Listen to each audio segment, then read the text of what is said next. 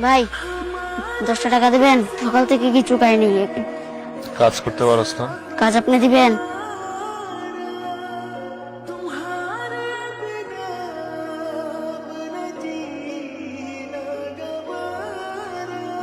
I তোমার জন্য একটা সারপ্রাইজ আছে।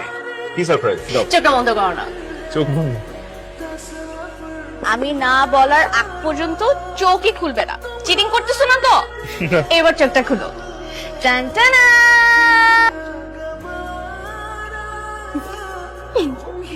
অরিজিনাল, খুব সুন্দর। বলেছিলাম না তোমার জন্মদিনে তোমার জন্য একটা সারপ্রাইজ আছে। রঞ্জু এই ঘড়িটা পরবে না। কেন পড়বে না? কারণ রঞ্জুর এই ঘড়ি পরার যোগ্যতা নাই। এই ঘড়িটার দাম কত পিউ? আবার তুমি নাম দাম শুরু করছো রঞ্জু। এই ঘড়িটার দাম 5 লাখ টাকা পিউ। এত দামি ঘড়ি আমি নিতে পারবো না। তুমি বারবার দামটাই দেখতেছো, তুমি আমার ভালোবাসাটা দেখতেছো না। তুমি এটা পড়বা না? আমি এটা পরবো না। তুমি এটা পড়বা না? আমি ঘড়ি পরবো না। আমার নিতেই হবে না, তোমার পড়তেই হবে না এই ঘড়ি। ধরবা না ওকে, তুমি ধরবা না।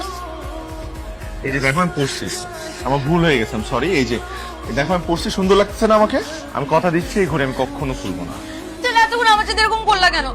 Thank you for the birthday gift. Piu মনে হয় একটা ছেলেকে পছন্দ করে, তুমি কি করে জানলে? তো আবার এখন কি করা উচিত? আপনি ছেলেটার সঙ্গে কথা বলেন। তোমার সঙ্গে একটা কথা বলি। একটা কেন দেয়, তুমি হাজারটা কথা বলো। আমাকে শুধু বলো ছেলেটা কি করে। খুব ভালো একটা ছেলে ড্যাড, আমি ওকে খুব পছন্দ করি। আব্বা অসুস্থ, ওষুধ নিয়ে বাড়িতে যাই, কি একটাও টাকা নেই। আমার তো এই মাসে টিউশনের টাকা এখনো দেয় নাই। আমার কাছে 200 টাকাই আছে। অসুবিধা নাই, চলবো। ছোট বোনটার পড়ালেখা বন্ধ হয়ে গেছে টাকার জন্য, পরে কোনো বাজার সদাই নাই। তা তুই তো ভাঙ্গা পড়তেছিস কেন? আমাদের সবারই তো খারাপ অবস্থা যাইতেছে। এমনি আর কতদিন চলবো বুঝতেছি না। আল্লাহ ভরসা, তুই ঘরে যা। কিসের কার্ড? তোমার চাকরি হয়ে গেছে। টানটানা। এই যে এই কার্ডটা দেখতে পাচ্ছ না, মামা তোমার জন্য একটা ইন্টারভিউ সেট করছে। ইন্টারভিউ বোর্ডে মামার এই কার্ডটা দিবার তোমার চাকরি হয়ে যাবে। আর ওরা আমার যোগ্যতা দেখবে না? এখনকার টাইমে যোগ্যতা থেকে লিংক বেশি প্রয়োজন। লিংক ছাড়া তো চাকরি হয় না। আর সেই জবে ঢোকার একমাত্র লিংক হচ্ছে এই মামার কার্ড। আচ্ছা ঠিক আছে, যাব।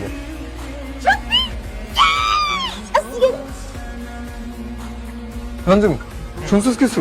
গতকাল রাতে রনি সুইসাইড করতে নিছিল। কি হয়েছে? আরে ওই যে বাসা ভাড়া দিতে পারে না, এর লোকে বাইরে এলা নাকি ওরে মারছে, এই জন্য পয়জন খাইছে। আমি দেখে আসলাম মারছে। তুই এই কথা আমার আগে বলবি না। রঞ্জু, পিউ, আমার কথাটা শোনো। কেন শুনবো? কি শুনবো?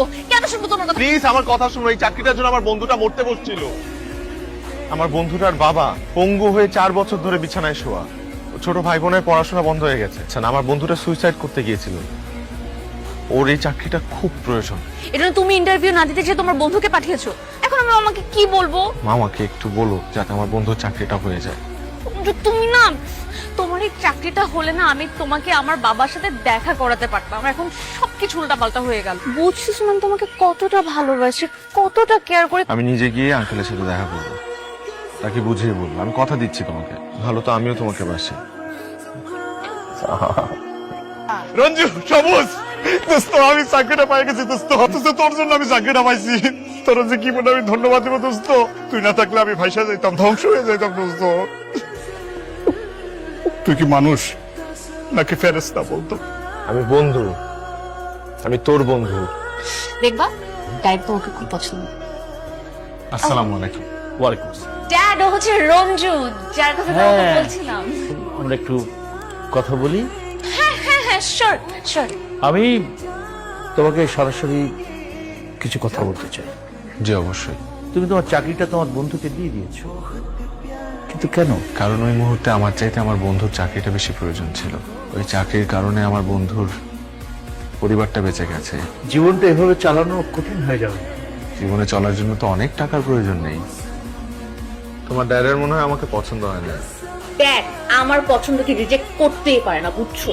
এই ছেলের সঙ্গে মেয়ের বিয়ে হলে ও আমার মেয়েকে খুবই কষ্ট দেবে। আমার মেয়ে কোনোদিনই সুখী হবে না। কিরে, মন খারাপ করে বসে আছিস কেন? বিয়ে তো হয়েছে, সংসার করব কি করে? আমার হাতে একটা টাকাও নেই, ওর কোনো চাকরিও নেই।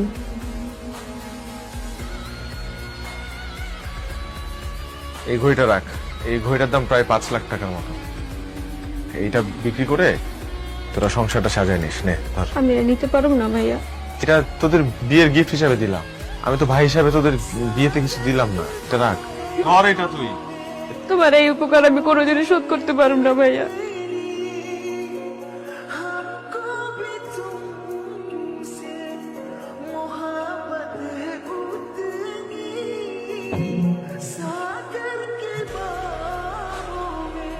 কেন শুধু তুমি এখানে? 6-7 দিন যাবো তুমি আমার ফোন ধরতেছো। হ্যাঁ ধরতেছি না, কেন ধরবো? তোমার ফোন কেন ধরতে হবে? কে তুমি? কি বলতেছিস? ঘড়ি কই? হ্যাঁ এই কই? হাতের মধ্যে ঘড়ি নেই তো। তুই আমার সাথে চিটিং করছিস কেন? তুই কি মনে করছিস আমি ইচ্ছা করে না? আমি তোর বেঁচে গেছি। আমি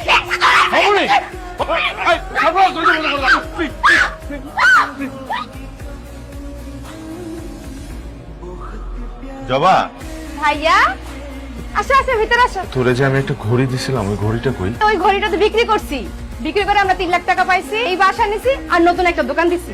কার কাছে বিক্রি করছিস? ভাই আপনি যে ঘড়িটা পরে আছেন, এই ঘড়িটা আসলে আমার ছিল। আমি একটা পরিস্থিতিতে পড়ে ঘড়িটা বিক্রি করে দিয়েছিলাম। ভাইয়া ঘড়িটা আমি ফেরত চাই। এই ঘড়িটা আমি 3.5 লাখ টাকা দিয়ে কিনেছি। ভাইয়া এই ঘড়িটা আমার খুব দরকার। আপনি আমাকে 4 লাখ টাকা দিন, আমি আপনাকে ঘড়িটা দিয়ে দিই। 4 লাখ টাকা? জি। কিছুদিন সময় দেন, আমি আপনার কাছে টাকা নিয়ে আসবো। তো এতগুলো টাকা কিভাবে জোগাড় করবেন? জানি না। আপনার জন্য আমার কাছে একটু অফার আছে। কি করতে হবে আমার? আপনাকে একটা কিডনি ডোনেট করতে হবে। কিডনির বিনিময়ে ঘড়ি আর 1 লাখ টাকা ক্যাশ। কাউকে কিছু বলার দরকার নেই, শুধু যাবেন।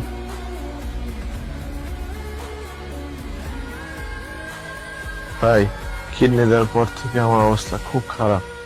আপনি অপারেশনের আগে ঘড়ি চাইলেন, ঘড়ি দিয়ে দিলাম। টাকা পয়সা কিছুই চাইলেন না। এখন আর টাকা পয়সা চাইলে লাভ হবে নাকি ভাই? ভাইয়া আমার কিছু জানাও নেই কেন? সবুজ ভাই কিছু না করে তো কিছুই জানতাম না। আমি তো তোমার বোন, আমারই কো। ভাইয়া আমার নিজের খুব অপরাধী মনে হইতেছে। আমি কেন তোমার ঘড়িটা নিতে গেলাম? ঘড়িটা ফেরত আনতে যাই আজকে তোমার কিডনি দিয়ে দিছো। এখানে তো তোর কোনো দোষ নাই, আমার কপালে ছিল। এই ঘড়িটা ফেরত দিয়ে আমার নিজের দায় মুক্ত করতে হবে। তুই কে ঘড়িটা দিয়ে আয়। কি ব্যাপার? আরে গেটের সামনে দাঁড়ায় আছেন কেন? তুই এখানে? মানে তুই আমার বাসায় অ্যাড্রেস পাইলি কোত্থেকে? আরে আয় তুই। বিশ্বাস কর দোস্ত, তোকে আমি এত পরিমাণ খুঁজছি, মেসেজে কতবার গেছি। কেউ দেখো কাকে নিয়ে আসছি।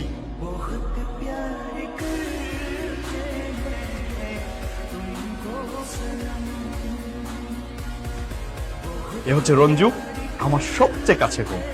ওর জন্য তো তোমার সাথে আমার পরিচয় হয়েছে। তুই যে অফিসে আমাকে চাকরি দিছিলি, ওই অফিসে ওর মামার সাথে আমার পরিচয় হয়। ওর বাবা মারা যায়, ওর মামা আমার সাথে ওর বিয়ে ঠিক করে। আমি তো তোর বিয়েতে কিছুই দিতে পারলাম না। এই ঘড়িটা তোর বিয়ের গিফট। কি বলছিস? লাগবে না। এই ঘড়িটার পেছনে একটা গল্প আছে। তুই চুপ কর।